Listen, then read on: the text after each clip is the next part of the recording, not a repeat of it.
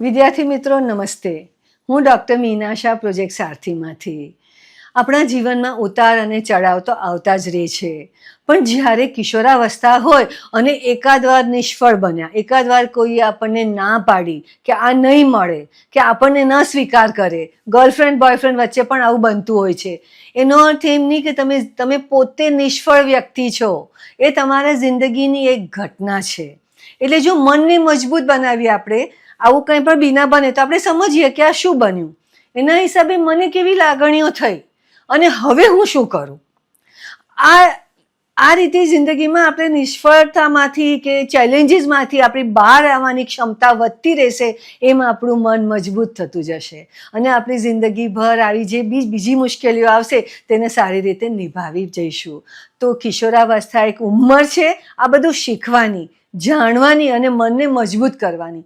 તમારે આ સ્નાયુ મજબૂત કરવાના હોય તેની કસરત કરવી પડે, હા કે ના?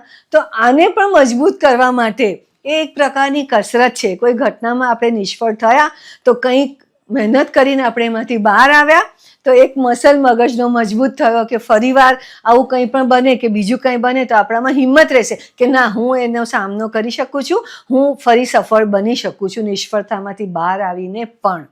તો વિદ્યાર્થી મિત્રો, મનને મજબૂત બનાવતા શીખો. એને ઇંગ્લિશમાં કહેવાય છે ઇમોશનલ રેઝિલિયન્સ.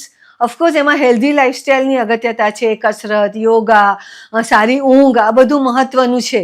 પણ સાથે સાથે થોડું વાંચન અને પોતાની જાતને હકારાત્મક સૂચનો આપતા શીખો. બોલીને, અરીસામાં જોઈને બોલીને આપો કે લખી નાખો કે ના, આ એક વખત હું નિષ્ફળ થઈ છું કે થયો છું, પણ હું એમાંથી બહાર આવી જઈશ, કે હું આવી શકું છું.